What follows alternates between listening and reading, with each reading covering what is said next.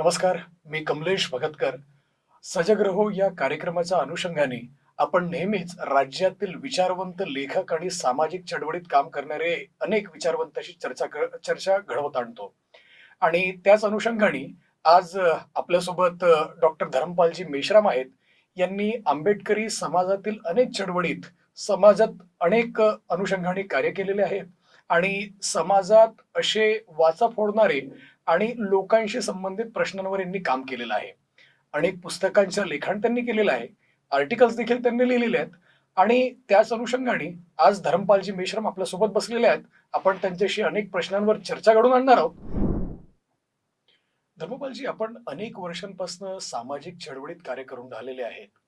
तुम्हाला या निवडणुकीच्या अनुषंगाने ही निवडणूक किती वैशिष्ट्य अशी वाटते? हे खरं आहे. मी अनेक सामाजिक आंदोलनांमध्ये भाग घेतलेला आहे.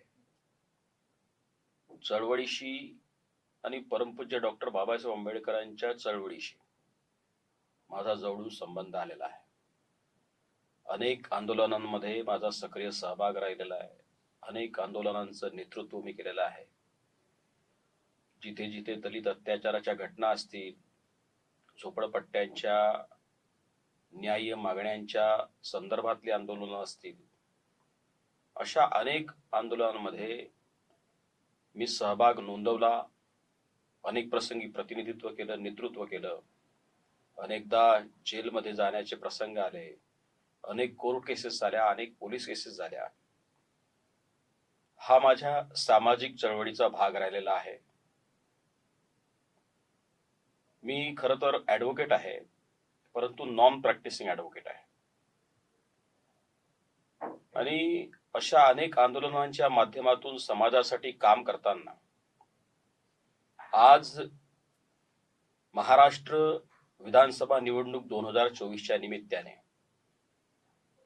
जे काही आम्ही निवडणुकीच्या पार्श्वभूमीवर ज्या अनेक गोष्टी पाहतो आहोत, आज समाजामध्ये दुर्दैवाने अनेक चुकीच्या पद्धतीने खोटी कथानकं पसरवण्याचं काम चाललेलं आहे. कोणी म्हणतं संविधान बदलणार, कोणी म्हणतं आरक्षण संपवणार. अशा अनेक खोट्या कथानकांच्या आधारावर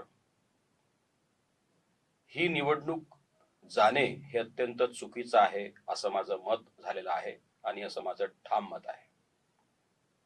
खरं तर स्वातंत्र्याच्या 75 वर्षामध्ये या देशाचं संविधान, जे परमपूज्य डॉक्टर बाबासाहेब आंबेडकरांचं ज्यामध्ये एक मोठं योगदान राहिलेलं आहे या संविधानाच्या निर्मितीमध्ये, हे संविधान अनेकदा त्याच्यामध्ये दुरुस्त्या केल्या गेल्या. ते त्या संविधानामध्येच अंतर्भूत आहे. परंतु संविधानाचा बेसिक ढाचा, बेसिक स्ट्रक्चर कोणालाही बदलता येणार नाही अशा पद्धतीची तरतूद त्या संविधानातच आहे. आणि वेळोवेळी न्यायालयाच्या अनेक निर्णयांमुळे हे सिद्ध देखील झालेलं आहे. केशवानंद भारतीचं प्रकरण असेल, गोलकनाथांचं प्रकरण असेल, कॉन्स्टिट्यूशन बेंचमध्ये माननीय न्यायालयांनी आपले विविध जे निवाडे दिले, विविध जे निर्णय दिलेत, त्यामध्ये सिद्ध झालं की काही झालं तरी या देशाच्या संविधानाच्या बेसिक स्ट्रक्चरला हात लावता येत नाही.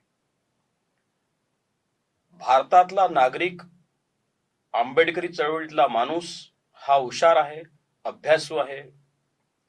परंतु दुर्दैवानं या गोष्टी समाजामध्ये सर्वदूर कशा पसरल्या आणि याला भारतीय समाजातला जो एक भोळा भाबडा वर्ग आहे तो त्या अशा या बाबींना फसला, हे अत्यंत दुर्दैवानं मला नमूद करावं असं वाटतं.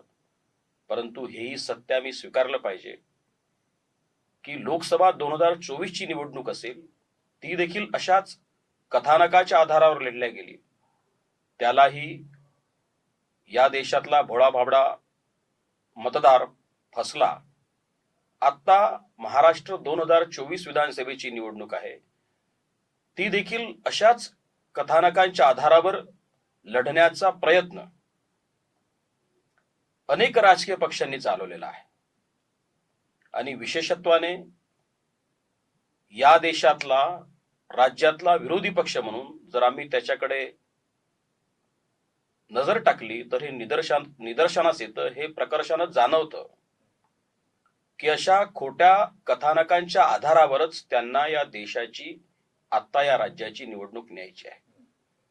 कारण देशाच्या स्वातंत्र्याला 75 वर्ष झाली आणि 55 पेक्षा अधिक वर्ष काँग्रेसनं एकछत्री राज्य केल्यावरही दुर्दैवाने या देशाची, या राज्याची निवडणूक त्यांनी केलेल्या कामाच्या आधारावर नेता येणार नाही.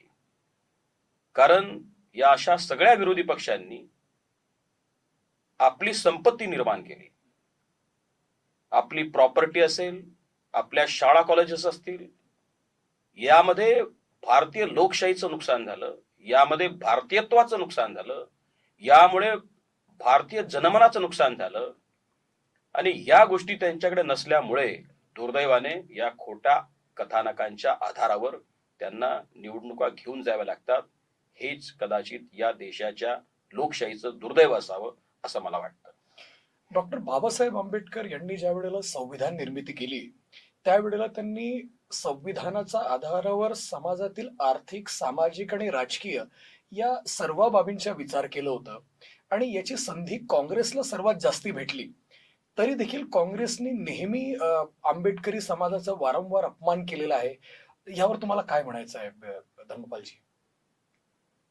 परमपूज्य डॉक्टर बाबासाहेब आंबेडकरांनी या देशाच्या संविधानामध्ये समता, स्वातंत्र्य, न्याय आणि बंधुत्व ही जीवनमूल्य अंतर्भूत करत या देशातल्या प्रत्येक माणसाला राजकीय, आर्थिक, शैक्षणिक आणि सामाजिक स्वातंत्र्य दिलेलं आहे. इथल्या महिलांना, म्हणजे जर आम्ही उदाहरण घेतलं तर अमेरिकेसारख्या देशामध्ये महिलांना मतदानाचा अधिकार दिला गेला नव्हता. तो कालांतरानं आंदोलनांमुळे दिला गेला. परंतु भारताचं संविधान जर आम्ही पाहिलं तर त्या संविधान निर्मितीच्या दिवसापासून या देशातल्या महिलांना, दलितांना, शोषितांना, वंचितांना, मग तो राजा असेल की रंक, प्रत्येकाला एक मत देण्याचा अधिकार आणि त्या मताचं, एका मताचं मूल्य देखील एक, अशा पद्धतीचे अधिकार या संविधानामध्ये अंतर्भूत केले गेले.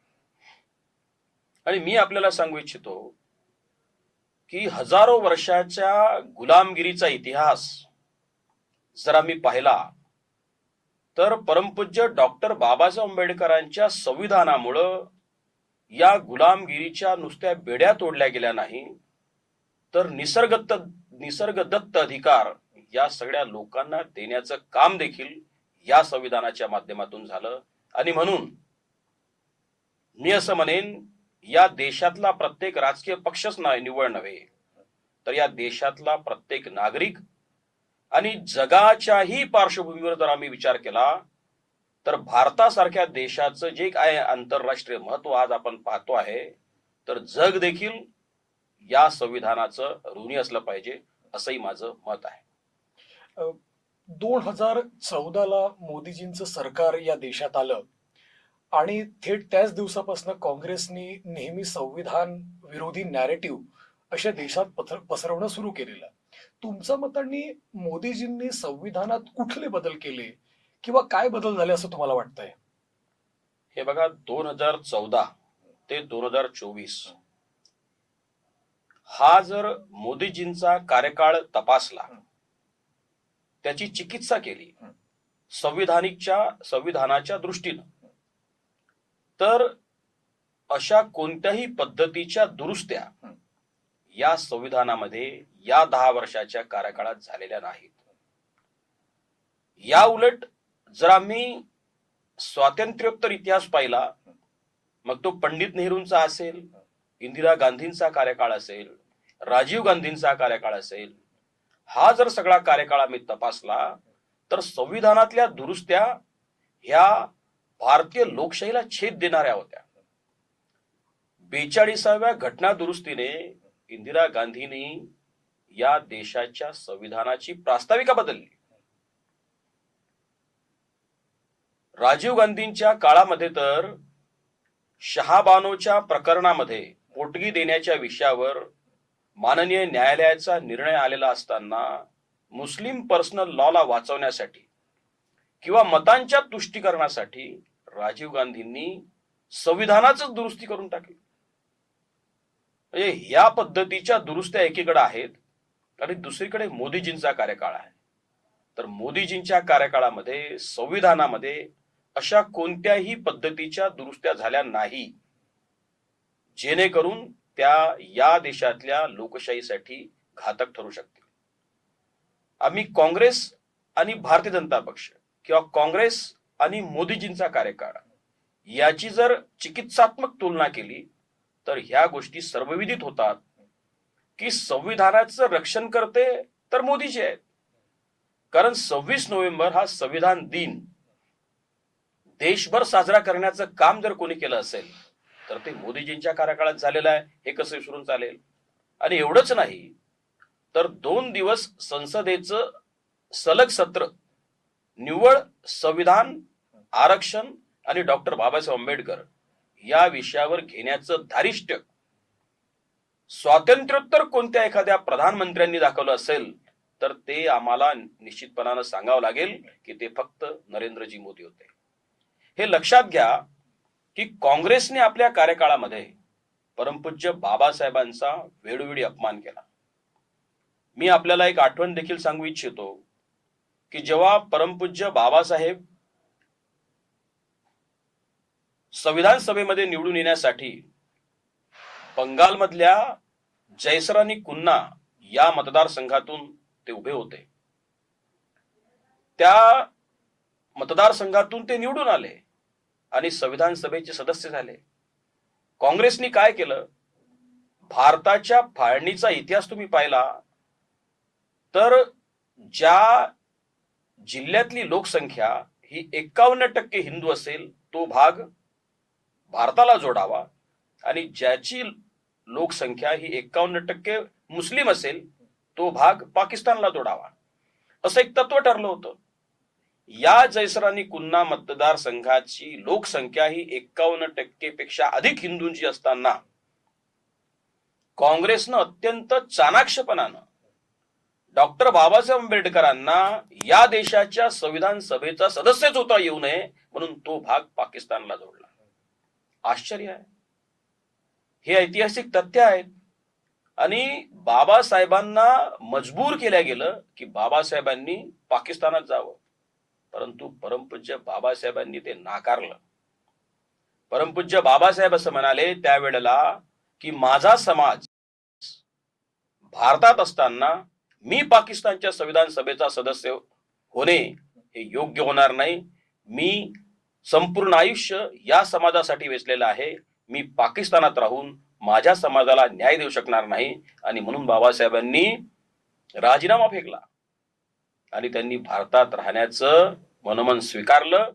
भारतीयत्व जे त्यांच्या धमन्यात वाहत होतं ते भारतीयत्व सिद्ध करण्याची कोणालाही गरज नाही, परंतु त्यांचं धोरण, त्यांचे विचार अगदी स्पष्ट होते.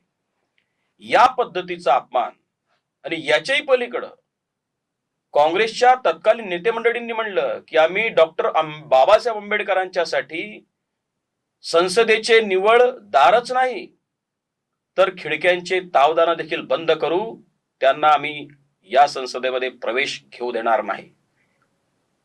यानंतर जर आम्ही पुढे पाहिलं तर मुंबईच्या लोकसभेच्या निवडणुकीमध्ये किंवा भंडाऱ्यातल्या लोकसभेच्या पोटनिवडणुकीमध्ये देखील काँग्रेसनं अत्यंत तडपेनं बाबासाहेब डॉक्टर आंबेडकरांना या निवडणुकांमध्ये हरवण्यासाठी मोठ्या स्तरावरचे प्रयत्न केले. ज्या काजरोळकरांनी डॉक्टर बाबासाहेब आंबेडकरांना सार्वत्रिक निवडणुकीत हरवलं त्याच काजरोळकरांना मला उपलब्ध आणि प्राप्त माहितीप्रमाणे 1970 मध्ये पद्मश्री पुरस्कार देऊन याच काँग्रेसच्या सरकारनं गौरविलं. हा बाबासाहेबांचा अपमान नाही का? अशा पद्धतीनं पावलोपावली परमपूज्य डॉक्टर बाबासाहेब आंबेडकरांचा छळ मांडणारी कोणती मंडळी होती तर ती काँग्रेसची होती. हे ऐतिहासिक सत्य आहे, तथ्य आहे, ते आम्ही स्वीकारलं पाहिजे. पंडित नेहरूंचा कार्यकाळ तुम्ही तपासा. त्यांनी तर आपल्या तत्कालीन वेळेला 17 राज्यांच्या मुख्यमंत्र्यांना अगदी स्पष्ट शब्दात पत्र लिहून सांगितलं की आरक्षणामुळे जर नोकऱ्यांमध्ये आरक्षण दिल्या गेलं तर या देशाचं नुकसान होईल. हे ऐतिहासिक सत्य आहे, तथ्य आहे. आणि हे विसरून कसं चालेल? हा डॉक्टर बाबासाहेब आंबेडकरांचा मांडलेला छळ कोणत्याही सुज्ञ, सुबुद्ध, प्रबुद्ध नागरिकाने कसा स्वीकारला जातो आणि हे तथ्य कसं नाकारले जाते याचं देखील मला आश्चर्य वाटतं. याचा विचार आपल्या प्रेक्षकांनी करावा अशी देखील माझी विनंती राहील. धर्मपालजी, नुकतेच राहुल गांधी नागपूरला आले होते आणि त्यांनी एक मोठी सभा नागपूरला घेतली आणि त्या सभेत देखील राहुल गांधी यांनी थेट बाबासाहेबांचा अपमान केला. यावर तुम्ही काय प्रेक्षकांना सांगू शकाल? हे लक्षात घेतलं पाहिजे आपण की मागच्या लोकसभेच्या निवडणुकीपासून काँग्रेसच्या लक्षात आलं की या देशातली संविधान प्रेमी, दलित, शोषित, वंचित जनता, भोळीभाबडी जनता संविधानामुळं आणि आरक्षणाच्या मुद्द्यामुळं ती काँग्रेसच्याकडे वळेल आणि ते काही प्रमाणात, काही अंशी खरं देखील ठरलं. आजही काँग्रेसच्या काल परवा नागपूरमध्ये झालेल्या संविधान सन्मान परिषदेच्या निमित्तानं हे सिद्ध झालं. परंतु तुम्ही लक्षात घेतलं पाहिजे की लाल रंगाचं कव्हर पेज असलेलं संविधानाचं आतमधलं मजकूर नसलेलं कोरं पुस्तक, प्रतिकात्मक कोरं पुस्तक त्यांनी ते नागपूरच्या सभेत देखील दाखवलं. काँग्रेसला संविधान आवश्यक आहे कारण त्यांना मतं घ्यायची आहेत. इथल्या भोड्या भाबड्या लोकांना भुलावणा देऊन त्यांना त्यांची मतं घ्यायची आहेत, परंतु संविधानातला मजकूर मात्र त्यांना मान्य नाही. हेच पुन्हा एकदा परवाच्या परिषदेच्या माध्यमातून अधोरेखित झालं. आणि हेच नाही तर संविधानाची प्रास्ताविका जी राहुल गांधींच्या आजीने बदलली 42व्या घटना दुरुस्तीच्या निमित्ताने, त्याच प्रास्ताविकेच्या प्रतिकात्मक पद्धतीनं राहुल गांधींनी त्या संविधान सन्मान परिषदेची निमंत्रण पत्रिका छापली, त्यावर स्वतःचा फोटो छापला. यापेक्षा दुसरा मोठा कोणता अपमान संविधानाचा असेल असं मला वाटत नाही. जनतेच्या न्यायालयामध्ये या गोष्टींसाठी दाद मागावीच लागेल. आणि काँग्रेसनं अशा पद्धतीचा चालवलेला छळ, अपमान, संविधानाचं पायदळी तुडवण्याचं कृत्य हे लोकांच्या पर्यंत पोचतच झालं पाहिजे असं देखील माझं ठाम मत आहे. आपण काँग्रेसचा जर इतिहास बघितला धर्मपालजी, पंडित नेहरू असो, इंदिरा गांधी असो, राजीव गांधी असो, राहुल गांधी असो, या सर्वांनी आरक्षण आणि संविधानाबद्दल नेहमी वेगवेगळी भूमिका घेतलेली आहे. यावर तुमचे काय मत आहे? ते मी यापूर्वीच्याही प्रश्नामध्ये उत्तर देताना सांगितलं की पंडित नेहरूंनी तर 17 राज्याच्या मुख्यमंत्र्यांना पत्रच लिहिलं होतं आरक्षणाच्या विरुद्ध. इंदिरा गांधींनी संविधानाची प्रास्ताविका बदलली. कोणत्याही न्यायालयामध्ये म्हणजे आणीबाणी देखील लावली आणि कोणत्याही न्यायालयामध्ये दाद मागता येऊ नये अशा देखील पद्धतीची तरतूद, सोय, दुरुस्ती संविधानात केली. आणीबाणी लावली, सगळ्यांचे फंडामेंटल राईट्स ते कुलूपबंद केले. या देशाला जेल बनवलं, जेलखान्यात तब्दील केलं. अभिव्यक्ती स्वातंत्र्याच्या ज्या गप्पा झोडणारे जे लोक होते ते या विषयावर बोलायला तयार नाही. त्यानंतर राजीव गांधींनी शहाबानोच्या प्रकरणामध्ये कॉन्स्टिट्यूशन बेंचचा निर्णय बदलला, संविधानात तशी दुरुस्ती केली. आणि काल परवा राहुल गांधींनी अमेरिकेच्या जॉर्ज टाउन विद्यापीठामध्ये हे सांगितलं की आम्ही आरक्षणाच्याच विरुद्ध आहोत, आरक्षण संपवायला निघालेलो आहे, इक्वल फील्डची निर्मिती केली तर आम्ही आरक्षण संपवू. अशा पद्धतीचे नॅरेशन, नॅरेटिव्ह खोटी कथानक तयार करण्यामध्ये काँग्रेसचा खरं तर हातखंडा आहे. आणि त्याच पद्धतीनं यांना हे वेळोवेळी सिद्ध झालेलं आहे की यांना संविधान मान्य नाही, यांना आरक्षण नको आहे. आणि या देशातल्या दलित, वंचित, शोषित पीडितांना त्यांचे न्याय अधिकार देण्यापासून काँग्रेसला निश्चितपणानं त्यांचा नकार आहे. त्यांना त्यांची मतं पाहिजेत, त्यांना लाभ घ्यायचे आहेत. लाभ घेऊन आपल्या पुढच्या पिढ्या, त्यांची तरतूद, त्यांची सोय त्यांना करायची आहे. त्यांना सातत्यानं सत्तेत येण्यासाठी लोकांना वापरायचं आहे. पण या देशाचं संविधान आणि या संविधानानं दिलेलं संवैधानिक आरक्षण त्यांना मान्य नाही. या देशातल्या दलित, शोषित, वंचितांच्या आत्मसन्मानाची, त्यांच्या उदरभरणाची, त्यांच्या राजकीय, शैक्षणिक, सामाजिक आणि आर्थिक उन्नतीचे मार्ग त्यांना थोपवायचे आहेत, थांबवायचे आहेत. आणि हेच सत्य आज तरी आपल्याला दिसत आहे. आज संपूर्ण महाराष्ट्रात सार्वत्रिक निवडणूक सुरू आहे धर्मपालजी, आणि तुम्ही आमच्या या सजग रहो कार्यक्रमाच्या अनुषंगाने मतदारांना काय सांगू शकाल की ते सजग असले पाहिजे, जागरूक असले पाहिजे? तुम्ही या वतीने, कार्यक्रमाच्या वतीने काय सांगू शकाल? खरं तर ही अत्यंत चांगली चळवळ आपण उभी करताय, या गोष्टीचं अभिनंदन केलं पाहिजे. समाजामध्ये विविध स्तरावर, विविध पातळ्यांवर काम करणाऱ्या लोकांची मतं या माध्यमातून समाजातल्या शेवटच्या माणसापर्यंत पोचती करण्याचं काम आपण करताय, ते देखील अत्यंत अभिनंदनास पात्र आहे. मी आपले मनपूर्वक धन्यवाद देतो आणि आपल्या माध्यमातून आव्हान करतो की महाराष्ट्राच्या विधानसभा 2024च्या ह्या निवडणुका एक नवीन इतिहास प्रस्थापित करणार आहेत. आणि त्यामुळं अशा कोणत्याही खोट्या कथानकांच्या आधारावर या महाराष्ट्रातल्या 9,70,00,000 मतदारांनी भुलू नये. या खोट्या कथानकांना जर स्वीकारलं तर या देशाचं भविष्य, या राज्याचं भविष्य अधोगतीला जाईल.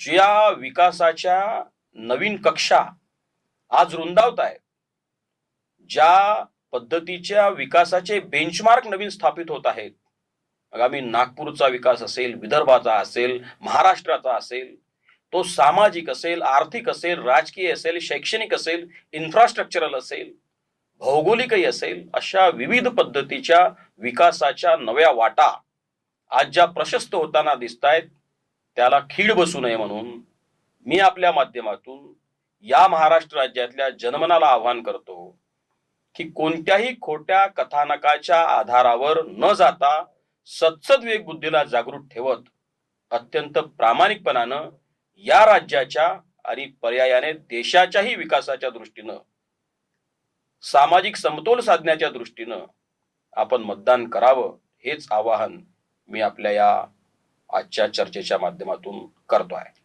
अगदी खूप खूप धन्यवाद धर्मपालजी. आज आपण आमच्या आजच्या सजग रहोच्या कार्यक्रमात आपण उपस्थिती लावली आणि अगदी लोकांना जे प्रश्नाबद्दल दिशाभूल केलं जाते वारंवार, त्याबद्दल आपण त्यांना योग्य मार्गदर्शन केलं.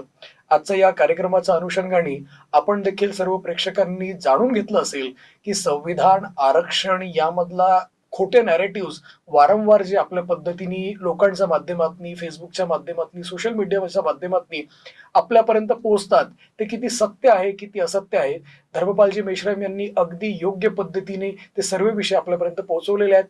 आजच्या कार्यक्रमाला आपण उपस्थिती लावली. धर्मपालजी, सजग रहो या टीमच्या माध्यमातून मी आपला खूप खूप आभार आणि धन्यवाद व्यक्त करतो. खूप खूप धन्यवाद आपले. धन्यवाद. नमस्कार.